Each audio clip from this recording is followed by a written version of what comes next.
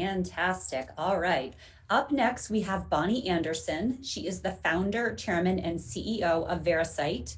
And the title of her talk today is RNA Whole Transcriptome, hopefully, Transcriptome Sequencing in Cancer Diagnostics, Reducing Unnecessary Surgeries and Informing Treatment Decisions. Welcome, Bonnie.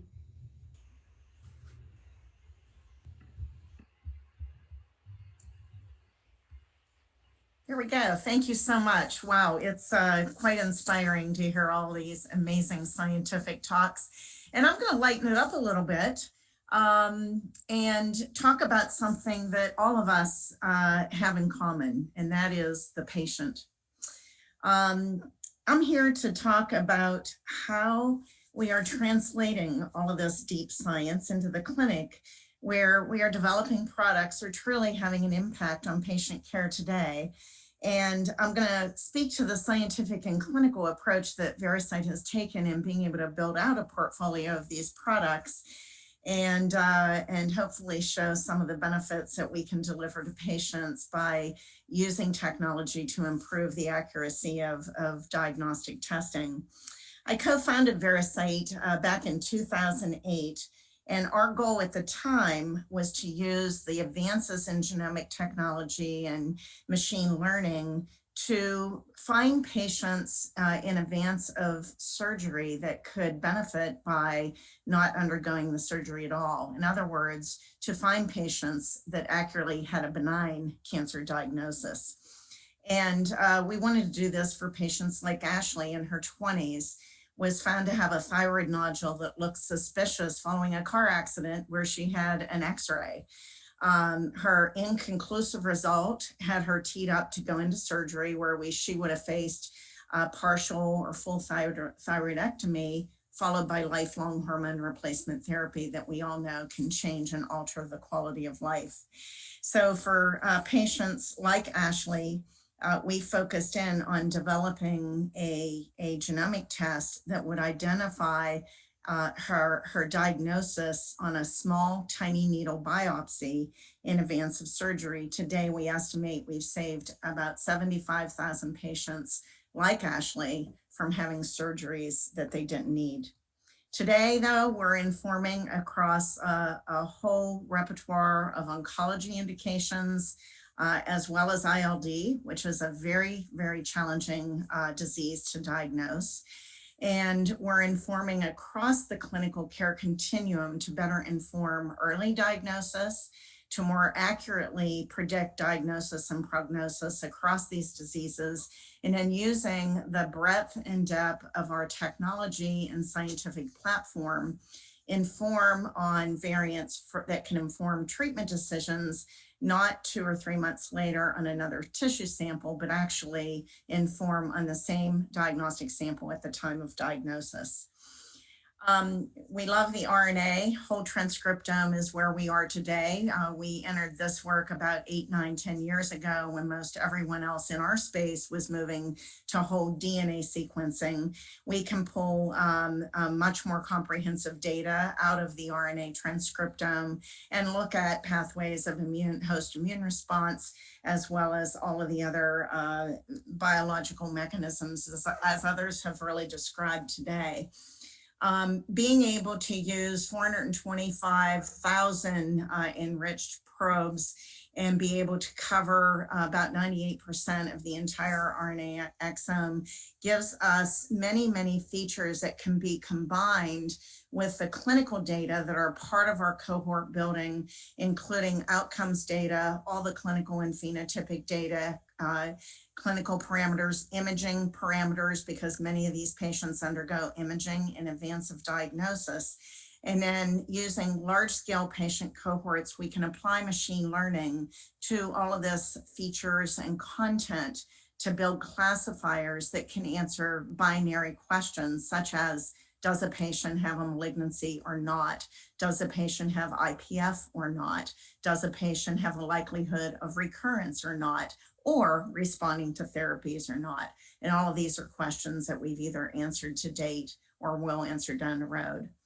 Thyroid cancer was where we started because we were pretty amazed to find out that over 100,000 patients every year were having their thyroids removed. 80% of those were told the good news is you don't have cancer, but that was after it was too late to avoid the surgery. You take a very unsupervised approach to algorithm development. Some of the clinical questions we answer are simple. Simple biology can lead to simple signatures, but most of the questions that we tackle are much more complicated biology, requiring a much more complicated approach to the answers. I'm going to just talk briefly about the algorithm that ended up being the algorithm that was validated in a very large scale cohort in our Afirma thyroid cancer program, where we ultimately had to tease apart about 12 different biologies. It's in some ways a simple small nodule, but can contain a very large diversity of biology. And so answering a question on a simple biopsy of who had cancer or not was not very simple to do. We ultimately ended up with a more than 10,000 gene classifier using ensembles of algorithms, machine learning algorithms that were able to take a step-by-step approach at walking through the process of whether a sample could be diagnosed very simply up front as being actually not a thyroid tissue, but a parathyroid tissue, which often happens with the diagnostic samples we get. A simple classifier for medullary thyroid cancer, which was one of the more aggressive and deadly forms of cancer, which was actually able to be determined with just 5 simple genes with a very, very high accuracy, down through the process where we needed to use more complicated ensemble models to tease through one of the most difficult, which is Hürthle cell neoplasms, in order to separate the benign classes from malignant. Today, we have published over 30 publications, well beyond the original 5,000 patient enrollment and 49 site validation study that was done.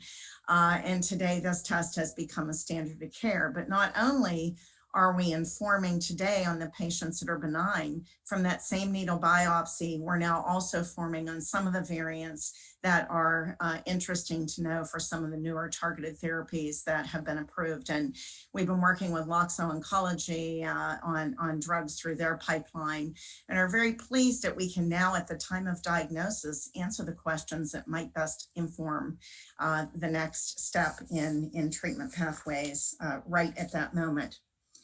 We're now taking all of these models and we are applying them in lung cancer, which, as you all know, is the leading cause of cancer worldwide. Most lung cancers are found late when it's very difficult to actually save lives. We all know that moving to an early detection mode is going to have the most impact to be able to save those lives. I went through this with my husband, who through screening program was diagnosed at stage 1 5-6 years ago, had that nodule removed and never had to be treated at all, and remains cancer-free today.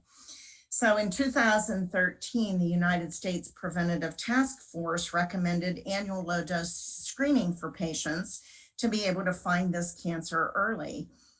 Fortunately, this is available to patients today that meet the eligibility criteria for free, and it only costs $80 to $100 to the institution. And yet we know that only 1 in 8 people are actually getting in to be screened, which is an excellent diagnostic tool to find these cancers early. So the major challenge is getting patients to get screened and expand the ability to detect these earlier. So what we're doing at Veracyte is using technology that has been validated in a bronchial diagnostic test for lung cancer, and now moving this to the nose, where we know that we can detect the genomic changes throughout the airway and build classifiers that have been highly correlated and validated to inform on whether the patient has the likelihood of having cancer or not. Last year at CHEST, we unveiled early data that showed that we were able to, from a simple nasal swab, be able to classify roughly half of the true cancer patients that were found to have a nodule, had a nasal swab test as a follow-up, half of those as cancer right at that time of diagnosis, and do that with a very high degree of specificity. We don't want to overcall the cancers and subject more patients that will benefit from the invasive procedures. If we're able to do this in our final classifier, these patients that are stage 1, stage 2 small nodule patients could undergo the first invasive procedure to actually have the nodule removed, which could be a cure. So these are the kind of impacts we're looking to have. At the same time, this 2-class classifier was able to identify roughly half of the true benign patients from a nasal swab, keeping these patients completely unsubjected to the unnecessary workup and cost and risk associated with that. So we're really excited to take this advancement forward. Our plans are to introduce the nasal swab classifier next year, and to be able to use this as a secondary non-invasive tool to get more patients to undergo screening that can actually save their lives. The data behind this early data performance, again, as I mentioned, showing that when we move a patient out of to a low risk for cancer, we do it with a very high sensitivity. In this case, the early data showed 96% sensitivity, which computed to a 98% negative predictive value. So we're not missing cancers, yet while informing patients that they are high risk for cancer, doing that with a very high specificity. So we're not subjecting patients unnecessarily. We're super excited. We focus in on very important aspect early on in the program of identifying which way are we going to go with test performance. High specificity, which can be excellent for informing on patients that have cancer, but we don't want to do that with a low sensitivity that would subject the patients to have cancers missed early on in the funnel when it's most important not to miss any of these patients. We want to get all of them moved through. So we're pretty excited about launching this next year and seeing how we can actually advance these diagnostic tests in a way that will ultimately help improve the early diagnosis of patients, get patients on treatments or into surgeries they can benefit from, and hopefully have an impact on cancer. Our second layer of innovation in this is to ultimately, under a program we're developing with J&J, identify patients through the airway brushings and nasal airway brushings that have not yet developed cancer, that likely will develop cancer, so that they can use this information in their interceptive therapeutic developments.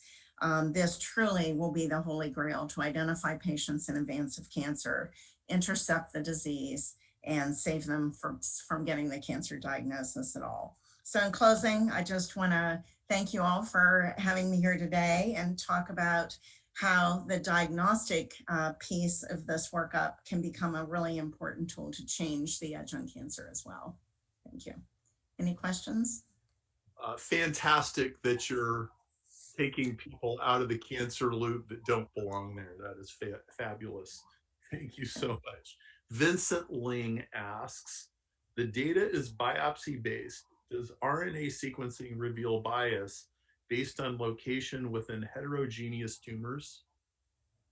That's an excellent question, and I can say we worried about this early on in our thyroid cancer program because we were worried that the tumor cells would be missed in the biopsy. We now know, after bringing multiple programs clear through multi-validation studies, especially our IPF classifier, I will mention, that we actually pick up a broad field effect in the genomic content that we're measuring. And that means that we don't believe we're missing cancers. In fact, in thyroid cancer, where we're ruling out and moving patients out of workup, where you don't want to be wrong, We have over 30 publications following patients for multiple years of follow-up, showing that when we call a patient benign, we're not missing cancers. So excellent question. In our IPF work, we actually showed in the publication, and early on we were worried that we would need to collect multiple biopsies to make sure we got the spot that you could see the fibrosis on in pathology. As it turns out, we actually only need a couple of small biopsies to be able to make the call on whether that UIP pattern for diagnosis of IPF is there or not. And that means we're picking up a very broad field effect. And of course, we're looking at the entire transcriptome. So the pathways we're measuring also can include immunological pathways as well as the genomic pathways of care. That's beautiful. Thank you, Bonnie. I'm going to turn it over to Tamara. Thank you.